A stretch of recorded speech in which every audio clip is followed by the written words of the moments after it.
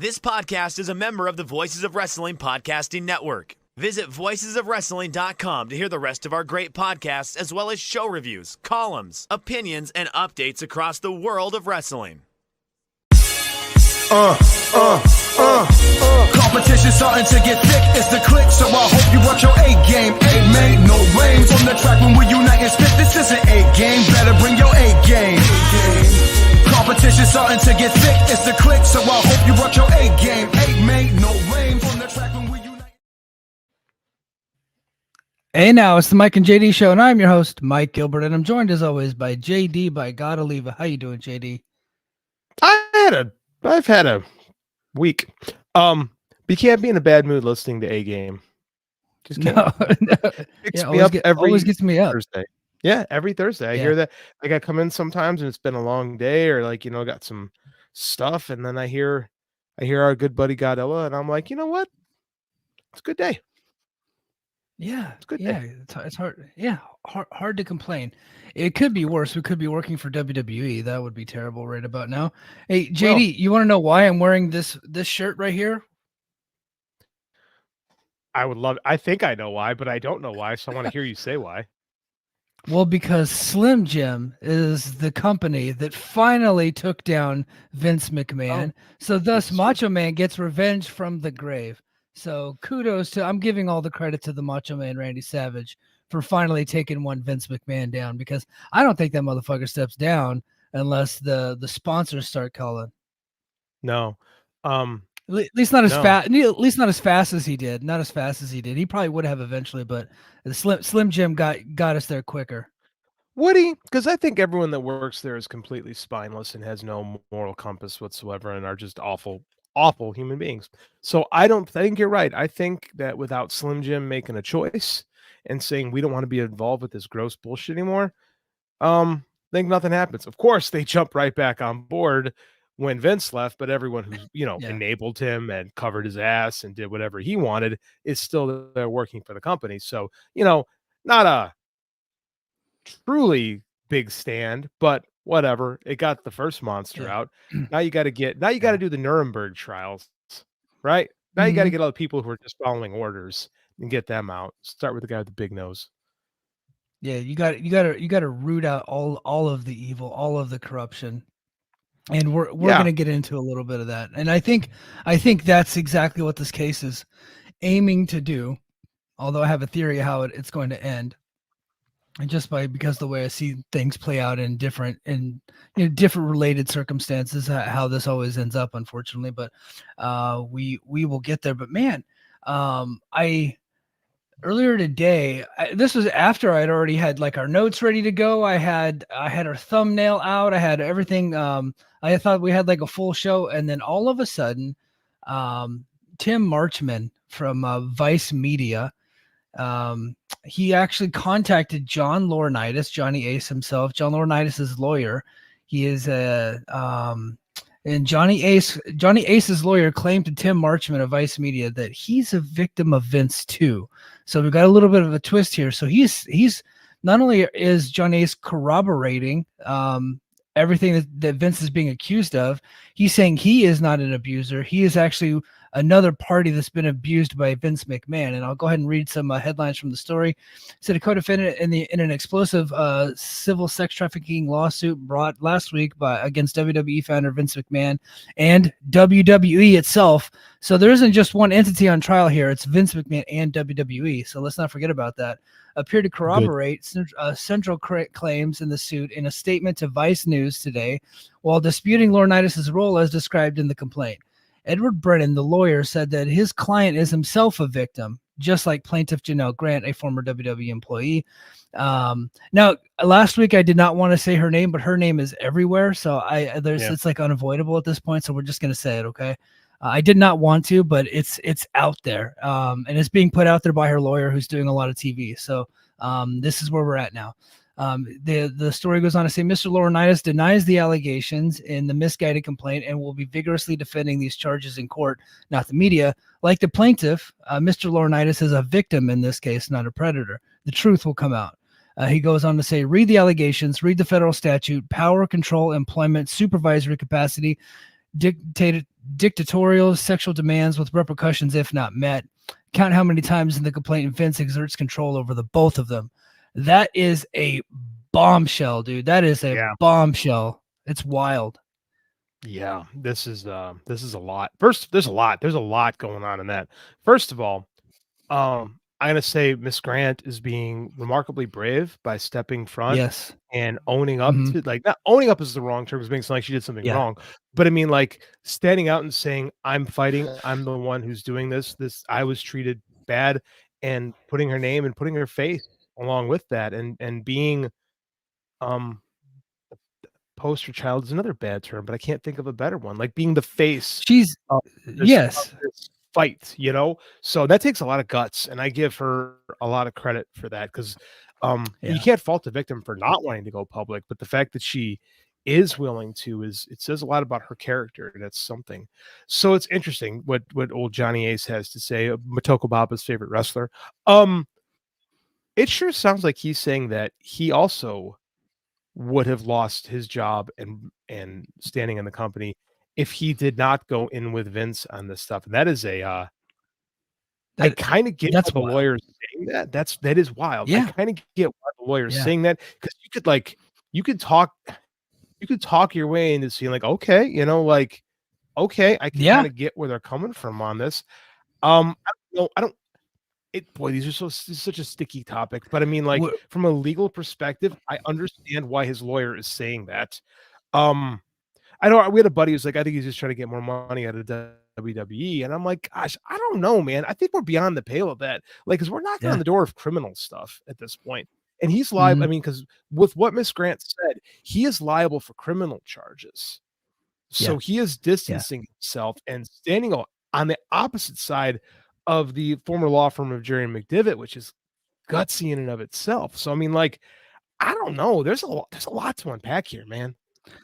Yeah, it's pretty crazy. I'm glad you brought up the criminal charges, because this is being tried in civil court first, that I think that it can be brought to criminal trial. Now, if it's the other way, or like other way around, like you can't try the same crime twice unless there's like new evidence and things like that, obviously. But and the burden of proof is much smaller in a civil trial, but if you have some there, they can then be tried in a criminal case, and then the burden of proof is much higher. And so this whole thing, what the craziest part about it to me is that Johnny Ace is corroborating the story. He's just saying that his part in the whole thing is different, that he was being victimized too, that he was kind of being forced into these situations. And I honestly never in a million years would have even thought that. I was like, I was thinking, and you know, and look, honestly, who knows what the real truth is here? And I think hopefully we get to the bottom of it. So I'm not going to say that what Johnny Ace is saying is true. I just think it's kind of crazy that he's corroborating the story. He's going against Vince, which is something that I never thought he would do, because he's been quiet this whole time. Like, he hadn't said anything. And here his lawyer is making a statement to Vice Media, and that they're going to be in on it and essentially testifying against Vince. We don't hear a lot of stories about men suffering from sexual assault or rape or those kind of things. Like, it just isn't something, but it does happen. It does. I can tell you in my position right now at work, you know, being, you know, kind of I'm not a first sergeant, but I'm kind of operating in that capacity, and you hear stories, and it happens more than people know, more than people will even think about. Because I'll be honest, because meathead dudes typically don't talk about it. Right. Correct. And so like, that goes like, I know on the female side, it goes very, very, very underreported. It's wild, but that's where you mostly hear of it. But with the men, we just don't talk about stuff like that. You know, it's a crazy culture. And so for this to come out now, I'm like, it's just truly, it just threw another wrench into this whole case. That I get the feeling is going to get a lot of play on a lot of the like Ashley Banfield and on News Nation is kind of like all over. Like, she runs those types of shows, like crime stories and salacious stories, and it's going to get a lot of play on shows like that going forward. Yeah, I mean, like, especially in tough macho world, like, you don't hear stories about, you know, it's guys like Vince, right? And like, if your boss, I mean, I'm not saying Johnny Ace is innocent. No. I'm not, because we don't know. Like, I'm not saying that, but I understand why he's saying this.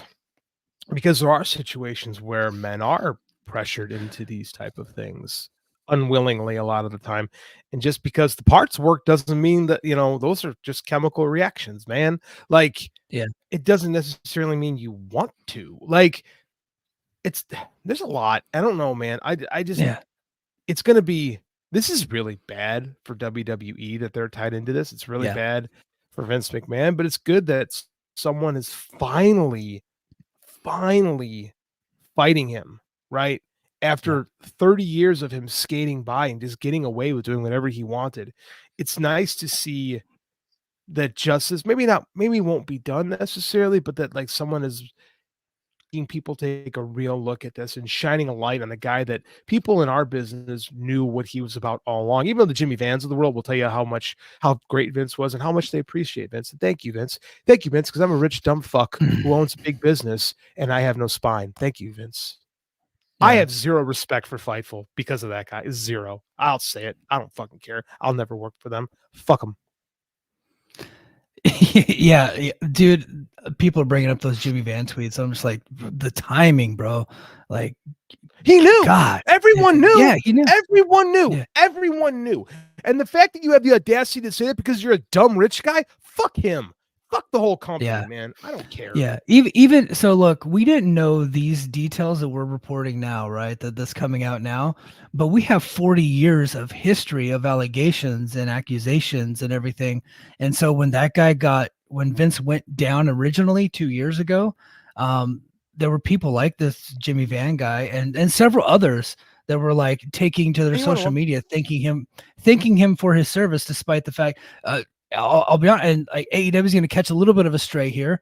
Not completely AEW's fault, but their the chief operations officer that they just hired was also one of those people, right? Like, so there's a ton of people out there, like when we've said, on in every promotion that was kind of going out there thanking this guy for his service, despite the fact that there was allegations that he denied. But now that these details are coming out and are like, most people are just quiet because these details are just so way out there and just like super bizarre. And I never, I'll be honest, JD, whenever the story first hit in 2022, my thing is that it was like, I could go either way on whether or not that was consensual. I was like, it's probably not. We kind of know who this guy is, but the denials were there. And it's like, you have to take those into account a little bit. So I was like, I was not 100%, right? Now I'm like, I'm obviously I'm no judge and jury. I don't operate in that capacity. I don't have like everybody's side of the story, but gun to my head, this story is true. And the fact that Johnny Ace is corroborating it, I'm like, this story is absolutely true. And it is disgusting. You know who surprised me today? Commenting on the story. I'm not gonna give the guy flowers because I'm not gonna do that. But Eric Bischoff, believe it or not, yeah, I heard that on his show. Somebody's like, dude, did you hear what Eric said about it? I was like, no. And I figured Eric would go on there and kind of do his typical bullshit, carry Vince's water. He was like, no, this is the most evil thing I've ever heard. And we need to scrub him from the history books like we did Chris Benoit. Essentially, he's our Harvey Weinstein, just like I was saying last week. I was like, wow. And so that's like another reason that makes me think that this is a completely valid story, because who is Eric Bischoff's co-host in that show? Conrad. Who's Conrad's best friend? Ric Flair. Bruce Pritchard. Bruce Pritchard. Mm-hmm. Yeah, Pritchard, who is currently an executive in WWE. Right. So they were completely shocked and surprised by the details. And I think that's where kind of most people were at. Like, they knew this guy was a scumbag, but they didn't know he was this bad. You know what I mean?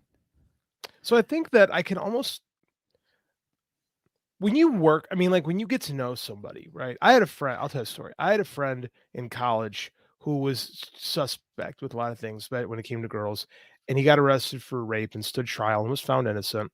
But when it happened, we all kind of went, oh, okay. Like it was kind of like, yeah, okay. I mean, like I heard the story, it was like, okay, I believe my friend's story. But I mean, like at the same time, there's party, it's like, but I was willing to believe my friend because he was my friend. It's like when people are in our lives, we see the good of them.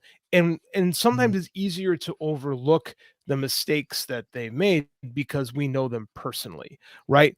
And like we don't, it's harder to see the negative, right? When you Yeah. see someone's brightness every day, but it's there, right? So Yeah. that's why I'm not as hard on people that were in the inner circle, because we had good, our Black Mask will pour out one for the Black Mask, may his account rest in peace. But I mean, like, Yeah. he would say, you don't know him like I do. You don't know him like I do. I'm Yeah. telling you, he's not this kind of guy. He's not this kind of guy. And this is a dude that worked there forever and would swear up and down Vince is not this monster. But it's easier to hide in front of people that you know, right? Yeah. And when you could take like an analytical look at somebody, it's easier to say that guy's a piece of shit. So that's why I'm Yeah. harder on people like Jimmy Van who pretend to have a media outlet that should know better. Like, fuck that guy. Yeah. But I can accept someone that worked for him that might have had the wool pulled underneath him, because when you know somebody, you want to believe the best in them, even if you're wrong. Yeah. And I've encountered that situation a lot of times. And it's burned me sometimes, to be honest with you. And I'm like, well, fuck, I'm going to learn my lesson there, but I only learned my lesson with that person. Because I still get, people get close to me and then I still just assume the best in them. And when they're in a tough spot, I go and I try to take care of them. And then sometimes it turns out they're guilty. Sometimes they're innocent. But I just try to, just be there for people as much as I can. But like once it's out and like, okay, you did this shit, like we're done, dude. Like that's where I draw the line. Right. But so and that's the thing. We talked about the scorpion and the frog analogy last week, and I mentioned my friend, and my friend stood trial court of law, was proven innocent. But I mean, like, I like when the accusations come out, you're like, okay, all right, what happened? But you want to believe your friend, and it even becomes hard. Like, you have to, when it's someone that you have to go into every situation open-minded and willing to listen. You can't just say no, or yes. You have to listen. And in this case with Vince McMahon, I didn't read the full details until I read the Observer last week.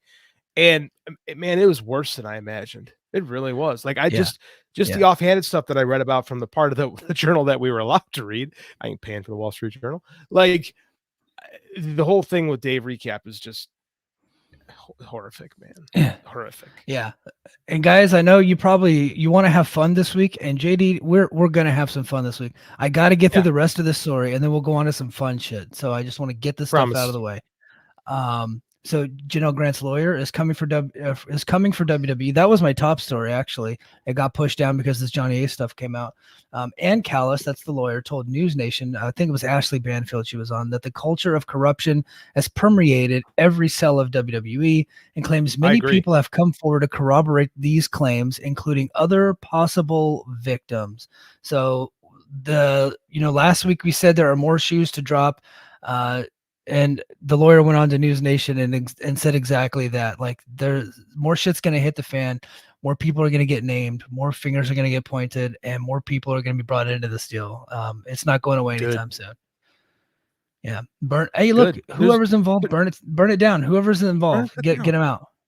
Yeah. Burn it to the ground. Salt. Do like Carthage, man. Salt the field so nothing will ever grow again. Like, there's bad people there, and I'm going to keep being hard on this, because like, there's people that we know from the board votes, and you can sit there and tell me, well, they only did it so they can advance their position. Well, that makes you a horrible human being. I'm sorry. Like, everyone there, and the board especially, who read all this stuff, turned a blind eye. Ari Emanuel praised him publicly when this deal went down less than 6 months ago. So I got nothing. And they knew it. They knew what they were getting into bed with. So, I mean, like, if WWE is fucked in all this situation, good. It's about time they reap what they sow. What they sow. No. Oh, man. And lastly, Netflix chief content officer on Vince, and I quote, "He's gone." Bella Baharia, sorry, I don't mean to mess up her name, spoke to the press, and when asked about Vince's allegations, she bluntly stated, "He's gone. He's not there." So the Netflix deal remains unaffected at this time. I think that if this continues to get worse and current people are in on this, actually get publicly brought into the lawsuit and get publicly named and have to step down, I could see this Netflix deal going south in a hurry. There's no guarantees there. This could be a tough time. don't know if that's true. I don't know if that's true. I mean, like they signed a deal, Yeah, so we don't know what the language of the contract states. They might have to just shows take it. shows get canceled all the time, They do, and but they Netflix is could different. buy things out, and that is They true. could. Yeah, They could. yeah, Netflix is a different beast. We don't know what the language of the contract states. But I mean, like if things don't get cleaned up over there, and it's so funny because I think that these companies are going to be harder on them than most wrestling fans are. Because most wrestling fans, not that's unfair. That's unfair. Most WWE fans are willing to forgive and forget and move on. When I don't yeah, think that's I don't think that's morally right. Like I'm having huge, I think I mentioned it last week. I'm having huge crisis of conscience with being a wrestling fan right now. I watched an hour of Dynamite this week and went to bed. Like that's really all the wrestling content that I've taken in. And it's kind of eating me up, man. Like just talking, like I've had conversations with people that we used to work with, and like they would stuff that would bother them. Like I'm like, how do you like the stuff that would bother you? I'm like, how do you watching this right now? And they're like, oh, I just watched the product. And I don't. And again, I yeah, can't pass judgment. It's not right to pass judgment on yeah, people, but for me, it's like I can't look at it without feeling disgusting, right? yeah. And I feel Yeah. disgusting when even thinking about it. So I don't think get rid of I everybody. If they purge all the yeah, Vince guys, I might actually watch again. yeah. So I struggled with that too over the weekend, and I I ended up watching the Royal Rumble, but I was kind of like uncomfortable, and then I knew that the reason why I was watching it was so that way I can hit up the Patreon and do a recap, because that was one of the things I wanted to do this year, is just get more content and more stuff. And so and I have an easier way to do solo content. So I was like, okay, I'm gonna watch the Royal Rumble and I can do a quick recap of it. Well, I did like 35 minutes just talking to my phone because I went on a whole fucking rant about shitty Triple H is at that press conference. But Oh my so god! What? yeah, it was bad. It was bad. Can It we was talk about what an asshole that guy was on Twitter, posting pictures of him smiling and laughing and making a joke out of all this, and then getting put up there? And kudos to the wrestling media for not being complete and total Yep. asshats, except for Steve fucking Fell, which even he admitted that he was being a douche. Like, and for him to Yeah. sit there and tuck tail in front of everybody and act like a big freaking, oh my god, what an asshole. He is, honestly, Yeah. God, my least favorite human being in professional wrestling. What an embarrassment to the company. That guy. JD, you know what he said about last week for the company? He said, "This has been an amazing week." I'm like, dude, like you're living under a fucking rock, or you got your head What buried into the sand. And I want, you know what? And I think JD, we need to do something, because Please. we've been tough on a lot of the people from the media. And there were 3 guys at that press conference that we've been real tough on this podcast, and we got to give them their kudos because they fucking deserve it. John Alba, I did a whole I did a whole thing on John Alba because of the whole WWE PR thing and tweeting about SmackDown. I didn't really care that he did it, but he went on a rant against me, so I did the same on my podcast. But you know what, John Alba, kudos you. He asked the best question of the weekend. Absolutely. Also, I want to give a kudos to Nick Hausman, who I think we've probably given the biggest beating to. He actually asked Cody Rhodes one of the questions. He actually sacrificed an opportunity to ask Triple H a question, and asked Cody Rhodes the question instead, because that was the only time he's going to get to be able to speak. So he did that, and I thought Cody Rhodes answered the question quite well, honestly. Cody Rhodes far more trained in media than Triple H, clearly. And Brandon Thurston, we actually love Brandon Thurston, so not him. There's another guy though. There's another guy named Seahawk who I don't follow that guy. He's kind of an influencer, kind of like a guy. He works for the Ringer. I think he used to work for the Torch. He also asked a pretty decent question, not as good as Alba or Hausman or Thurston, but I felt like he still did a pretty good job there. So kudos to those gentlemen. We've been really tough on some of those guys. So awesome work. You know what though? I think being tough on those guys holds their feet to the fire and forces them into these positions to make them do the right thing. Because when given the opportunity in the past, they always haven't. So I think that, I'm not saying you specifically, but I think that the internet wrestling community, which takes a lot of flack from people like them specifically, held their feet to the fire for how they've acted in the past, and I think helped influence them to pushing the journalistic button. And they could say, well, I would have done that anyway, but you haven't proven to me that you have when given those opportunities before, but you did here in the most important story in the history of the business. So tip my cap to them on this one.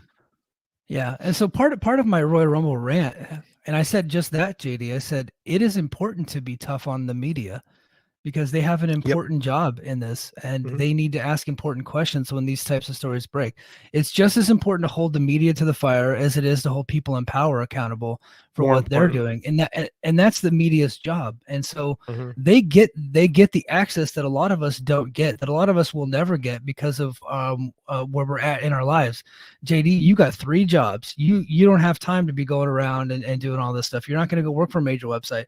Me, I'm in the military. I will have to ask for leave, and you guys will have to fly me to Hawaii, and it costs a lot of money to get me on a plane to go anywhere. So you got to put me up in like a 5-star hotel. You got to pay me tons of money to get me to go over there and do that stuff. So, and nobody's willing to do that. So, and I'm just not in the position to be able to do it, because look, I got a real ass job and a family, and I'm going to school.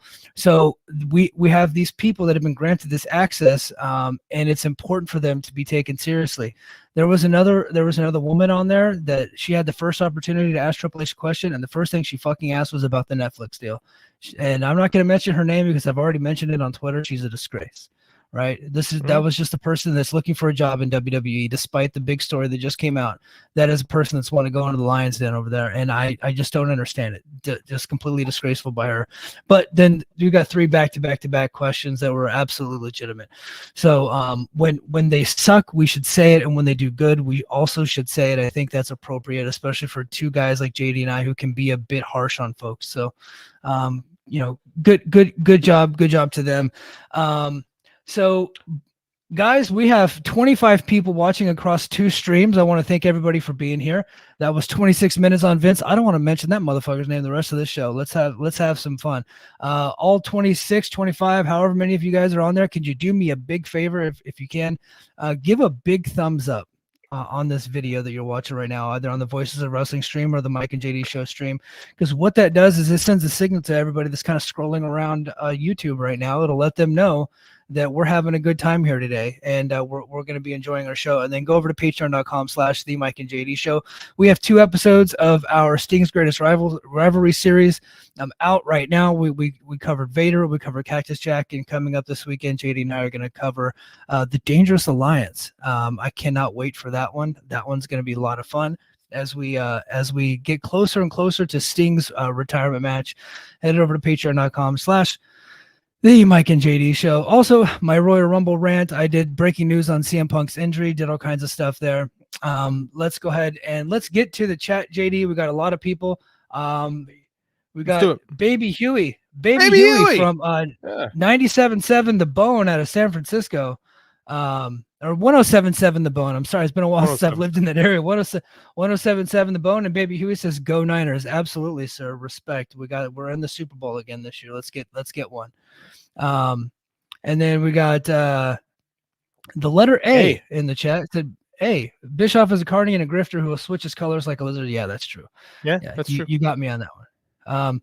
And then David Hadley makes a very good point. Triple H doesn't have his head buried in the sand; it's up his ass.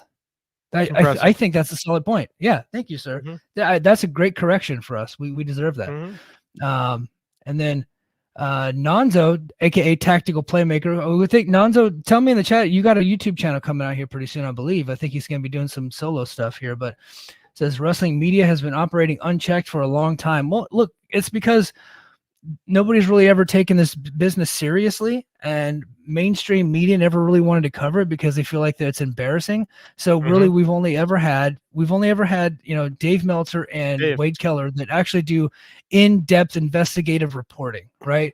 We have other guys. We have Sean Ross Sapp, who's kind of like our Adam Schefter. And I think, and look, we can say whatever we want about him and some of his Twitter behavior, but he is like our Adam Schefter and Wojnarowski, where he's probably the guy that breaks the most stories. They're not very in-depth most of the time, but they're just like quick couple of sentence scoops. A lot of it revolving around free agency and things like that, backstage stories. But, we have Dave and Wade, and that's really been it for a long time. And so hopefully now some of these websites, now that they see that instead of being WWE PR, which is what we're seeing from Sports Illustrated, which is what we've been seeing from ESPN, this fucking idiot Mike Coppinger did it again. Completely avoiding the Vince story, just did a whole PR article written by AI, put his name on it, talking about the greatness of the Royal Rumble. So we can't get mainstream media to cover this stuff. So we need people like John Alba to step up and be better.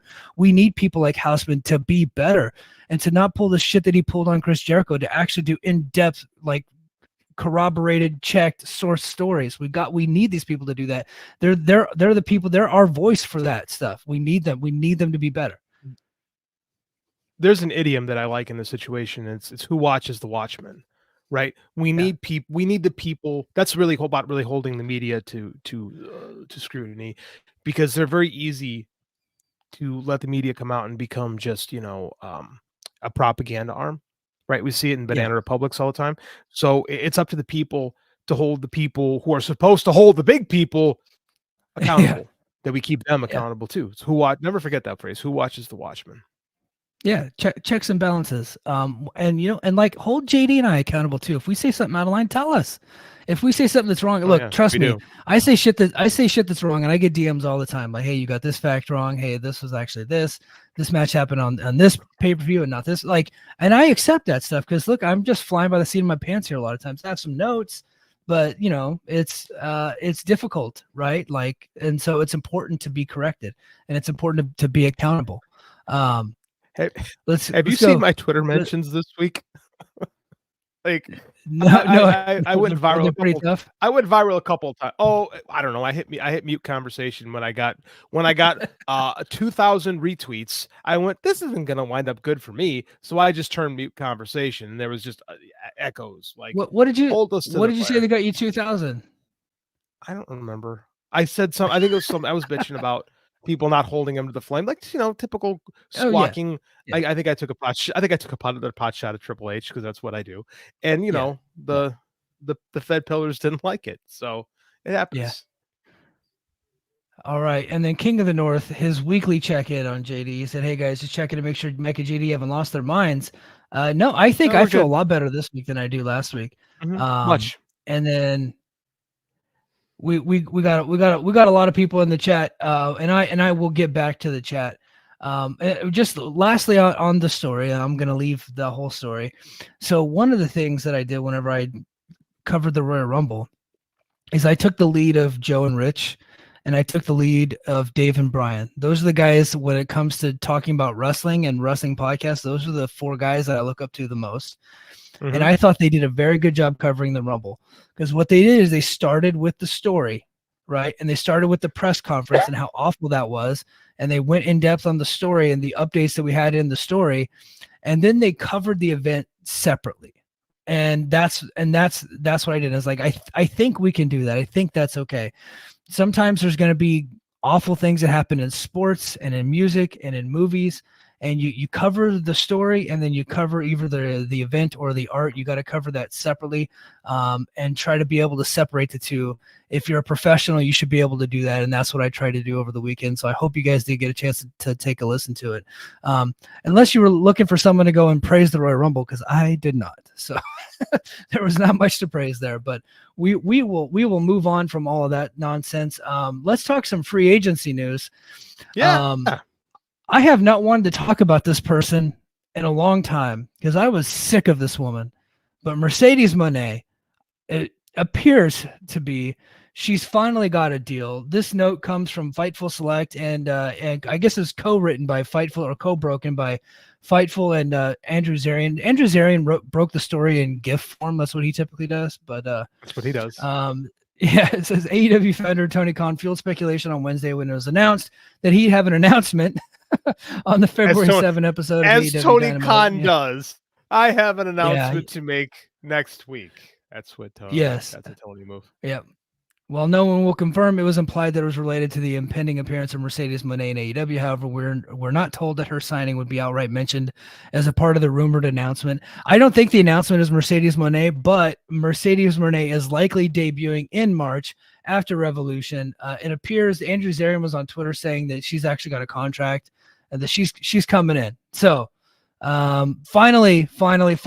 Now, I still won't believe it until she shows up, but it looks like she's in AEW. Yeah. Got to show up. That's big for AEW. The most important question I have is, are they going to get a new theme song for her, or is that god-awful New Japan song that Moné going to just come back? Because it's so bad. It sounds like Crisscross. It's so bad. She licensed that music herself. Like, she paid to have that done. That's and I like it, if the song is good, that's a good move. Like, that's what Nick Nemeth did. Matt Cardona did that. like, because you can get downstate to make you they'll a do song anything. for like, they will. If you just give them like a Jack in the Box gift card, they'll, all right, let's get in the studio, let's do it. So, and they do pretty good. They do pretty good theme songs, like for wrestling themes. So they do Cody's theme, and so they own the rights to that music. They license it from the band. I think that's what Mercedes Moné did. So, I hope she doesn't come up with the theme song. I think that she is. You said this is a big deal, but last time we talked about her, we also talked about how she was not a big deal in New Japan, and that she did not move numbers, and that she ultimately didn't was, I don't want to say a bomb. I don't think a bomb is the correct, but she ended up getting hurt. She did one show that actually performed pretty well, but when they went right back to that town without her, they did just as well. So in San Jose. So it really depends on how they promote her, and if they promote her as if she's a big deal, she might be able to come in and move numbers. But if they don't, I think we're looking at a lot like nothing changes. I think it's different. I don't think she moved a lot for New Japan, but also New Japan is not great at selling tickets, especially last year. This year they've been doing better selling tickets in the US. Chicago. Yeah. They're kicking ass here in Chicago, man. You put Moxley on top here, people are gonna go, oh, I'm gonna go. Like, that's just, we love good wrestling here, and we haven't had a show in a while, so I think we're a little hungry again. A non-WWE show, I should say. I think it's really gonna come down to, are they gonna treat her like a star? And if they treat her like a star for what they're paying her, they better treat her like a star. Like, and this is, you got to tell this to Tony Khan, she picked us over them. Right? Yeah. You have to, now is the time you have to seize on that, right? You have, she's the biggest women's free agent star in the world. She is. You have to sit there and say, well, she chose us, and look what's going on over there. Like, you have to play this up like the biggest win that you have. You have to. And I think it could be a big deal. I don't think she's going to make huge numbers, but at the same time, they're struggling to sell, not in all markets, they're really struggling to sell tickets in some of these markets, and having her on, it can't hurt. They need something, and I think that's a good one. I think the shows have been better lately, right? They've been better than they were in the last couple of months, but it takes time. It takes time to sell tickets. As our friend Suit Williams, who's actually in the chat tonight. Suit's in the welcome, chat. Welcome to the chat. Yeah, Suit's in the chat. Bang Bang Niner Gang, Suit. So as Suit Williams will like to say, Tony Khan is booking for the sickos these days. He's booking for guys like us that they just want to see cool shit. That, like, look, I don't know who the CMLL guys were, but I thought that was awesome. You know what I mean? That Like, was fucking great. I saw that.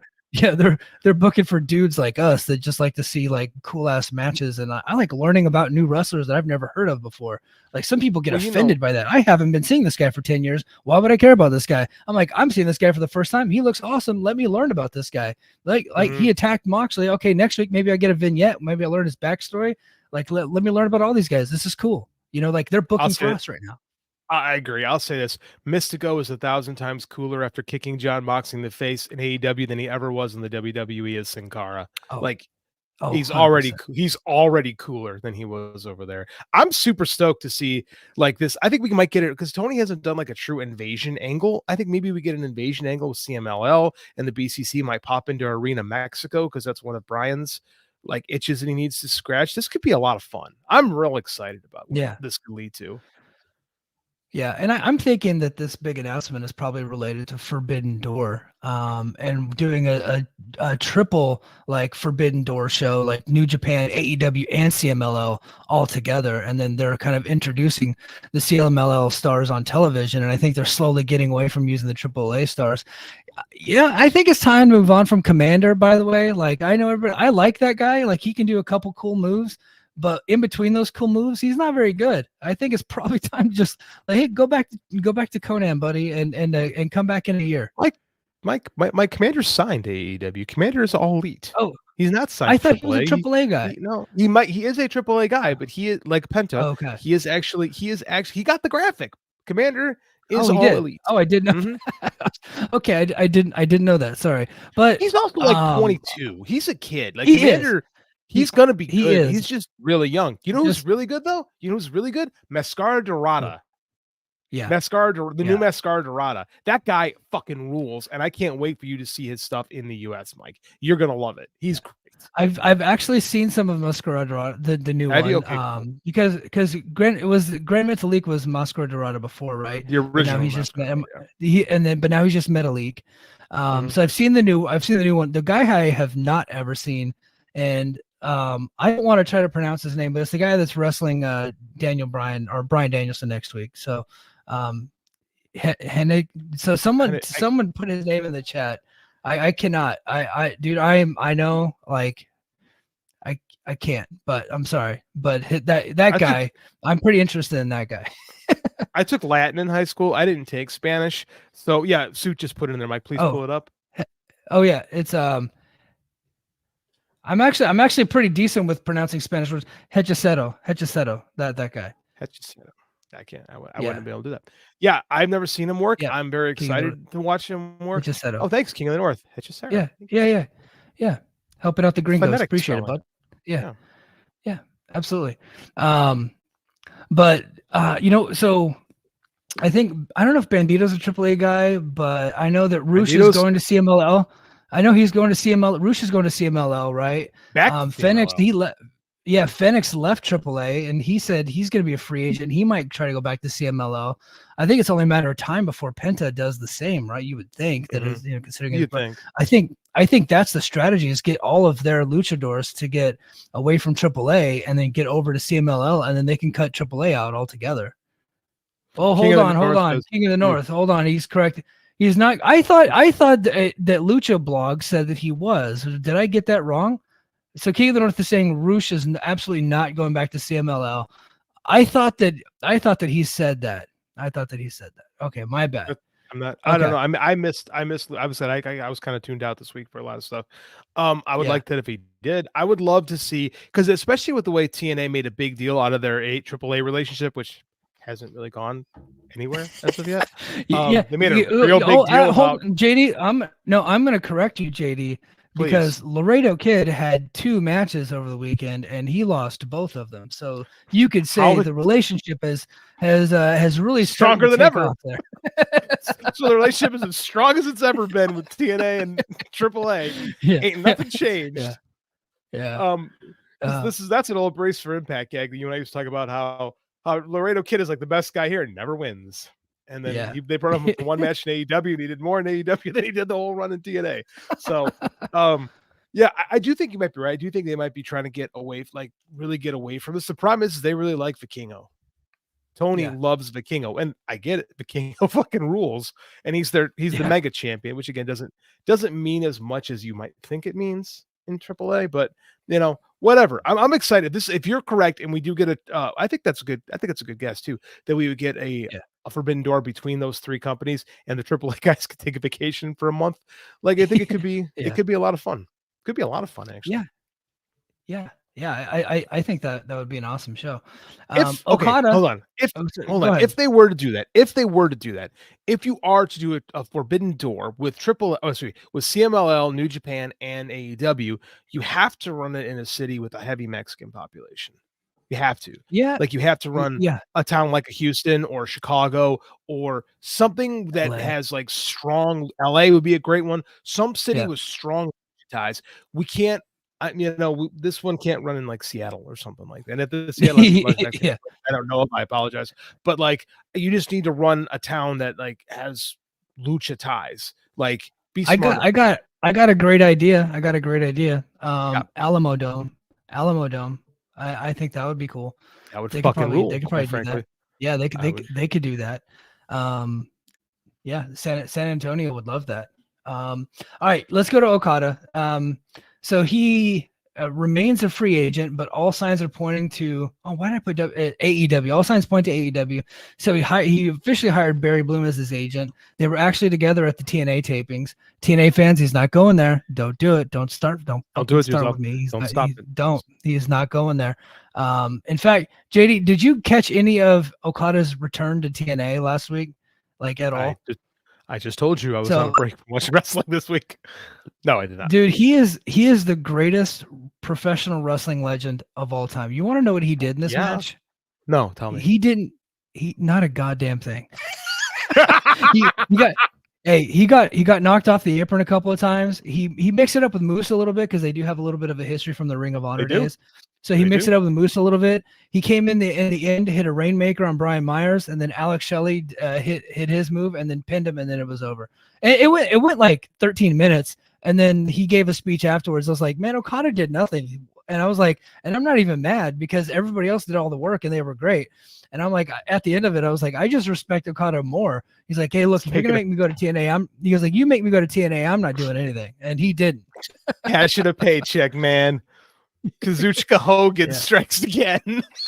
Yes.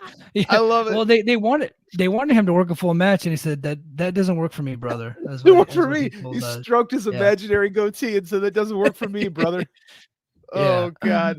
But so AEW bound? AEW bound? Well, right. Well, Dave was reporting that the AEW offer is much higher at this point than WWE, and he said WWE sources said that they think that if he really wants to go to WWE, he just will for the price that they are giving him. So they're essentially just telling him to go to AEW, is what it sounds like to me. They're giving him the Mercedes treatment, which I don't know. I mean, in all honesty, I didn't think I said this for the last month. I don't think WWE is a great fit for him.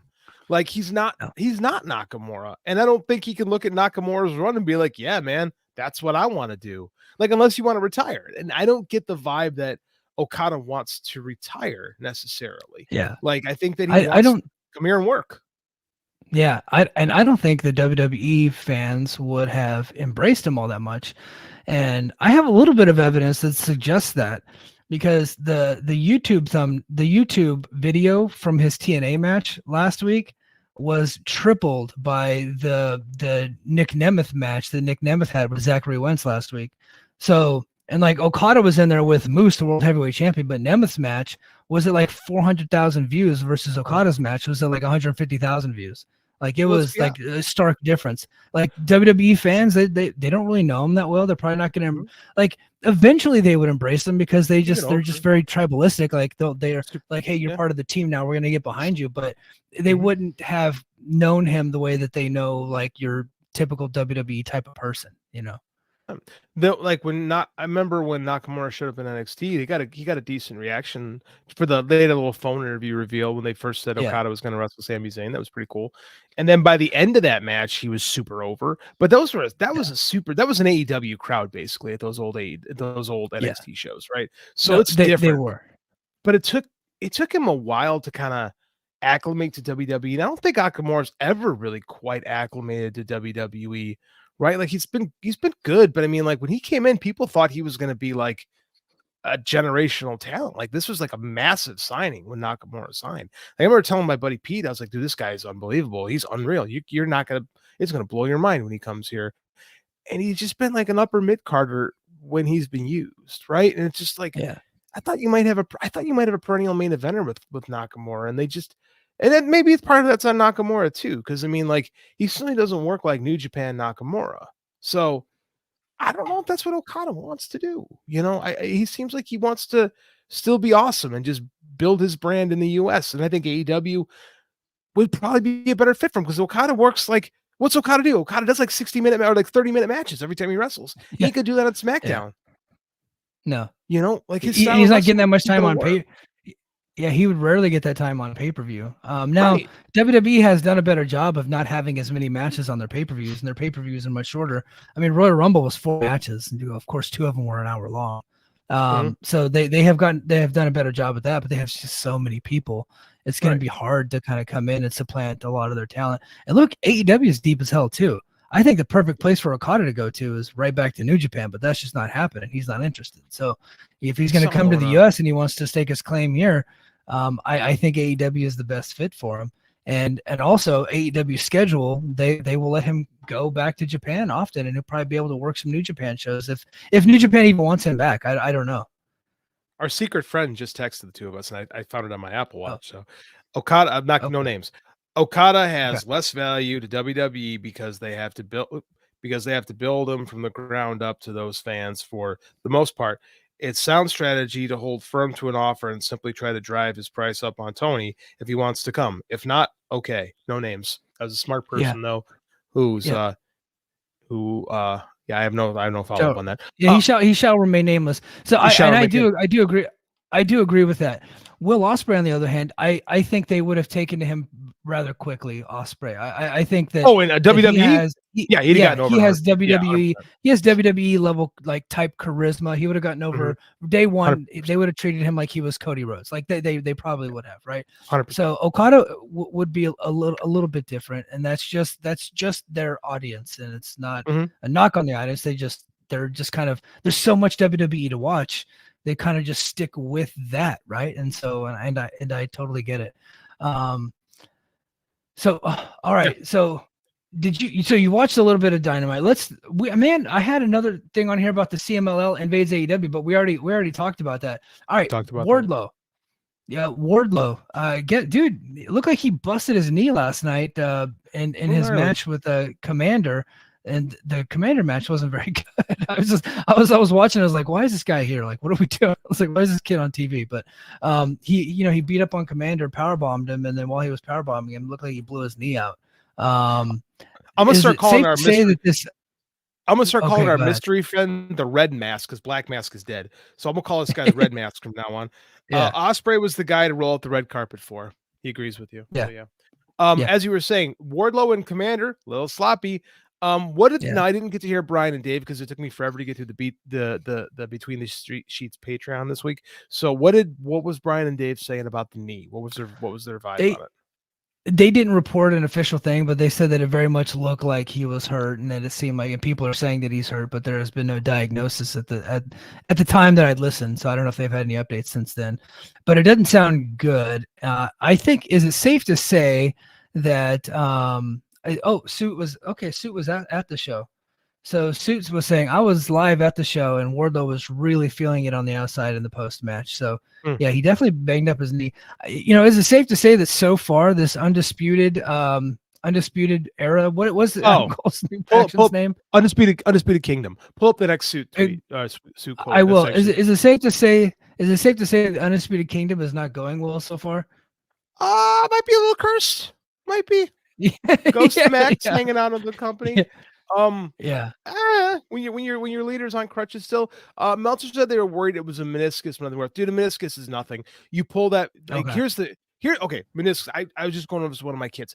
Everyone I know every kid that I've worked with that's torn their meniscus has retorn their meniscus. Every single one of them.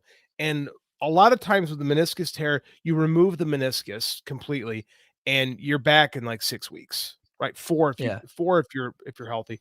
Like here, and be like, well, if you get the meniscus taken out, your knee is going to be sore. I got news for you. If you're a professional wrestler, your knees are sore, no matter what you do.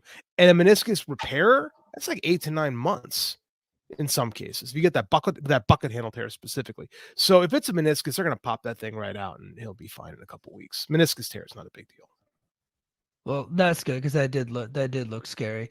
John Muse says Undisputed was in trouble the minute they were revealed. Yeah, the whole thing just shit the bed, I thought, and they just never really recovered.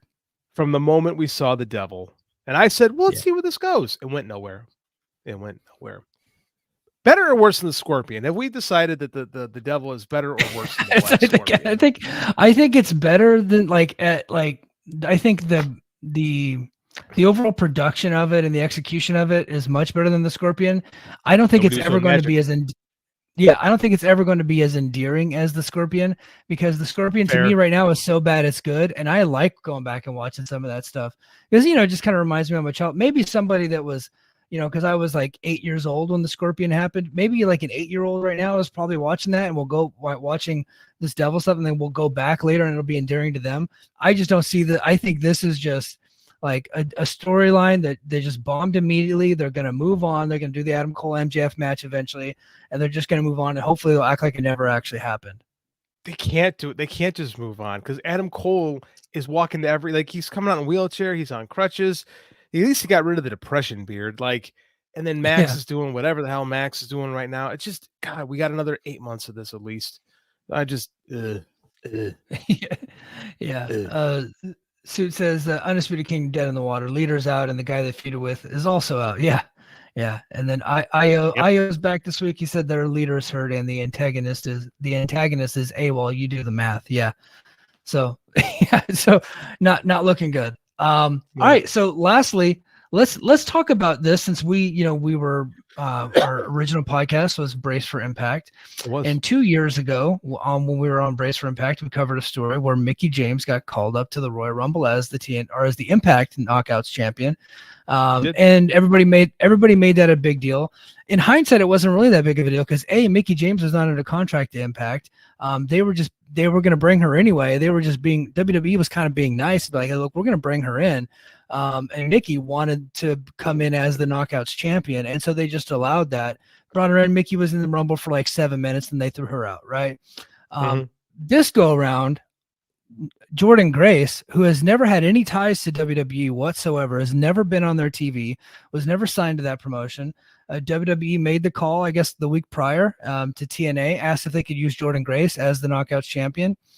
She made her appearance at number 5 in the Rumble. She came in immediately and started to have like a fight with Trinity, and they acknowledged that she had just beaten Trinity for the championship at Hard to Kill, and that Trinity was the former Knockouts champion.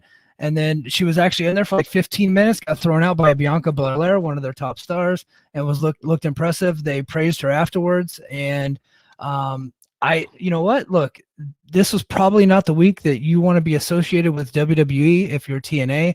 However, I could see that this has really helped Jordynne Grace's stock, with what she does on the outside of wrestling, with her different websites she has and her different services that she provides on the internet. I know her Twitter, all her Twitter, Instagram, all her followers went up. She got a bit more famous. She was in front of 50,000 people and millions worldwide. So she was pretty elated. What do you think about this WWE bringing in Jordynne Grace stuff? Bad week. Yeah. Really, really bad week to do that because you kind of get lost a little bit in that. It's good for her because she's never had that like super mainstream wrestling exposure on either of the big companies, and she's awesome. So I mean, it's cool. It's cool she got her moment. I like in WWE fashion, she got tossed by Bianca to make sure you know where you are in the pecking order, which again, it's their turf. It's their turf. You get to do that. Mm-hmm. So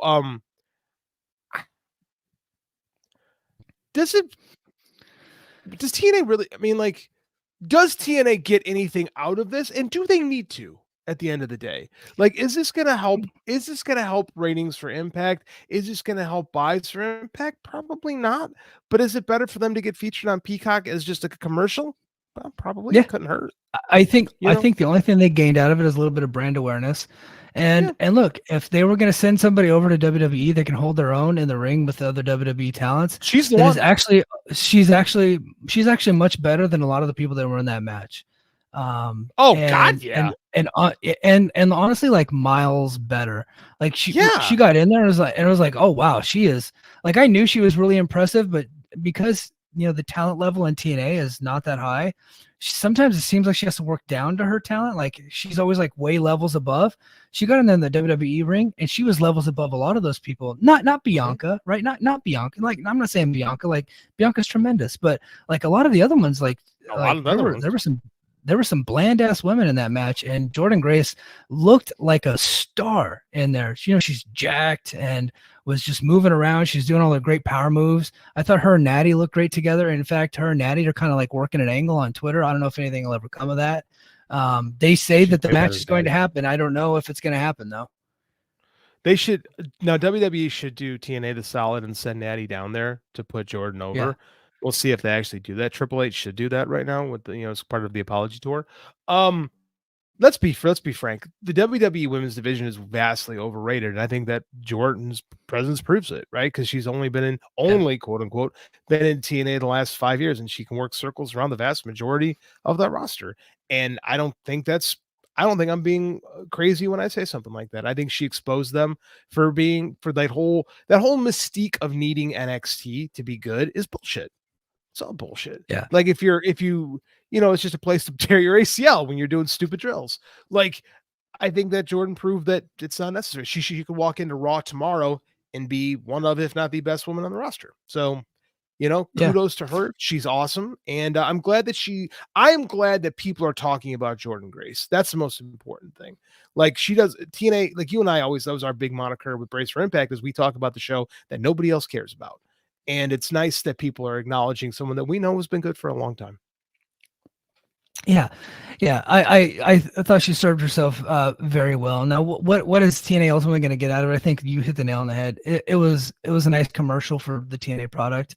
Sometimes when you buy commercials on Raw, sometimes it gets people to watch your show, and sometimes it just doesn't. And so, and we will see.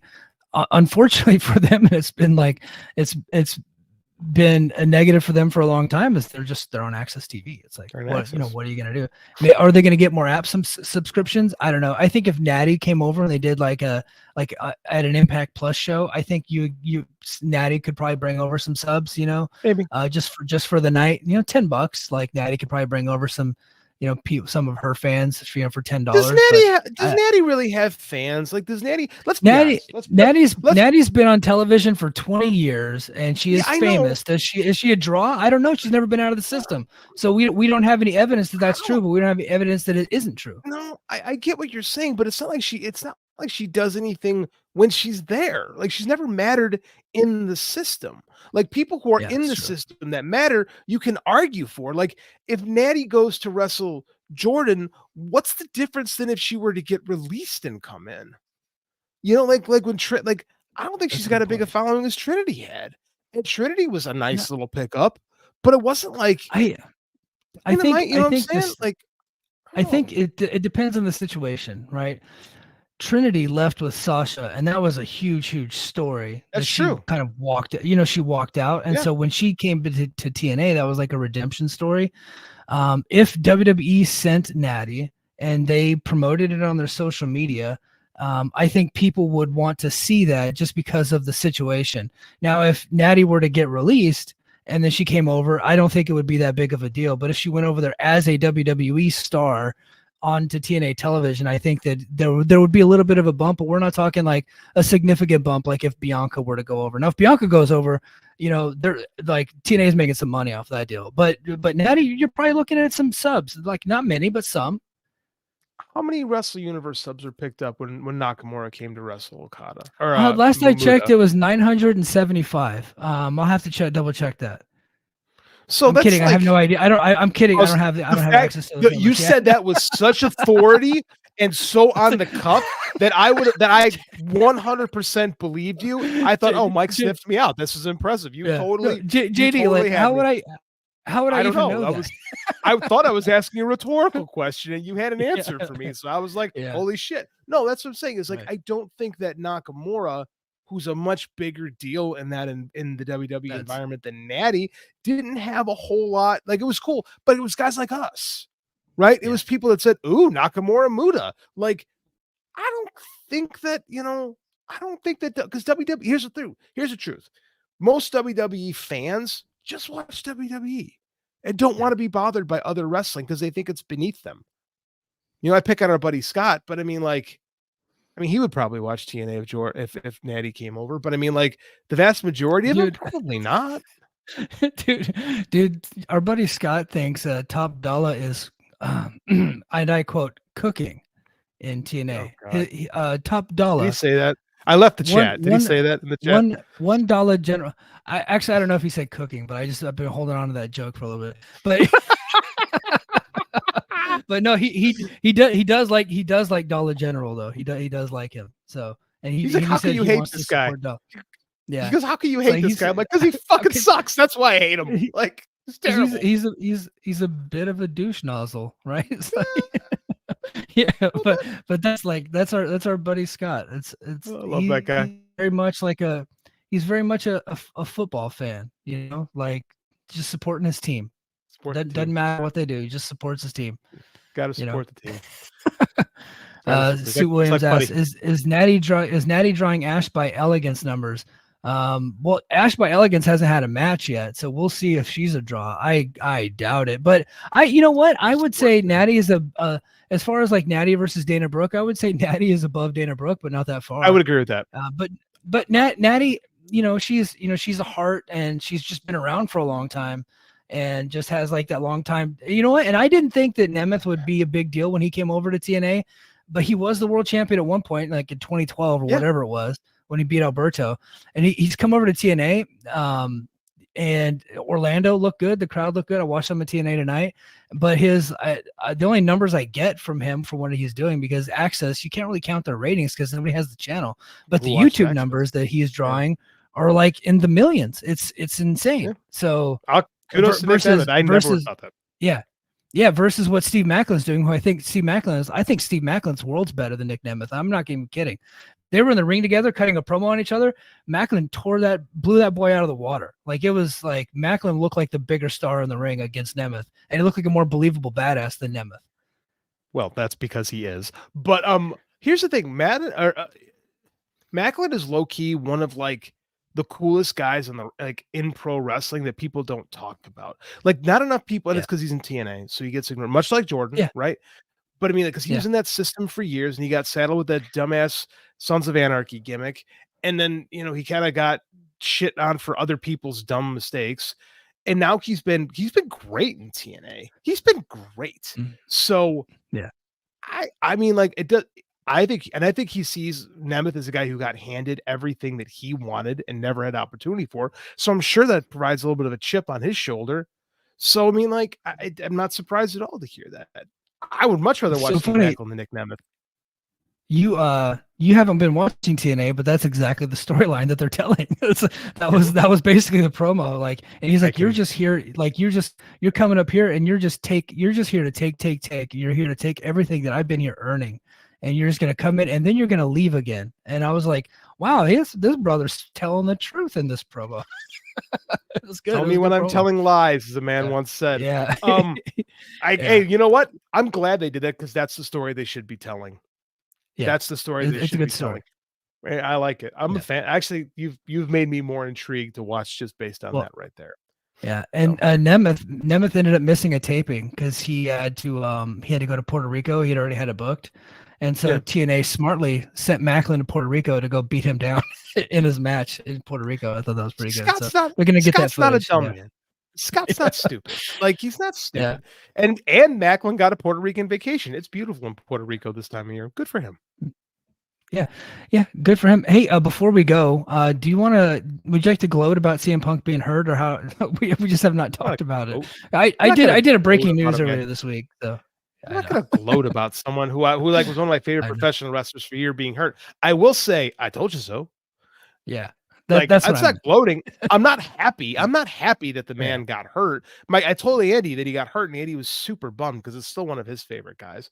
Like, it sucks, but I mean, I'm sorry. I only said it because that's what's happened the last 2 years. Like, the man, I heard Bix, kudos to Bix and Chris Zellner, because they put it right. When you're an older professional wrestler, it helps to be a good athlete. And Punk got good because he has this sheer willpower, right? He got good because he willed himself to be good, but you can't will yourself to be a good athlete, right? Especially when you get older, because father time comes for us all. And if you're a really good athlete, you can get away with it. I did 15 consecutive front handsprings at practice the other day. I was very proud of myself. I am a good athlete, but I was sore as hell the next morning. Father time comes for us all. It happens. So I'm going to be 41 in a couple months, and my daughter, she's in gymnastics, and so she's practicing handstands and doing some of her forward rolls and backward rolls and stuff like that, and she's doing cartwheels. And I was like, can you do a round off? Because they showed you how to do a round off yet? And she's like, no, Daddy, what's a round off? And the old man can still pull off a round off. And if you guys are unfamiliar with what a round off, it's basically a cartwheel, but you kind of spin while you're doing the cartwheel, and like you plant your feet, and then you can do a backward roll or even a backflip. If I could never do the actual backflip. I can do it, but yeah, I showed her how to do that. I almost dislocated my hip, but I could still do it. Yeah, we start every practice off with like a gymnastics inspired warm up, and I try to go through because I lead the warm up. So I try to show the kids that the old man still got it. I'll be 44 next Sunday. I'm freaking old.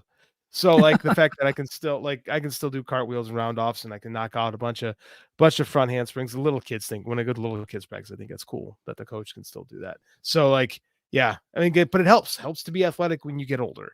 Like, if you're not a great traditional athlete, it can kind of beat you up a little bit doing those things. So I feel for Punk. I really do. Because he's like, it's just like I think about he's probably missed years off his career of his comeback. He only came back. He did his comeback in 2021, 2.5 years ago, and he's been hurt 4 times.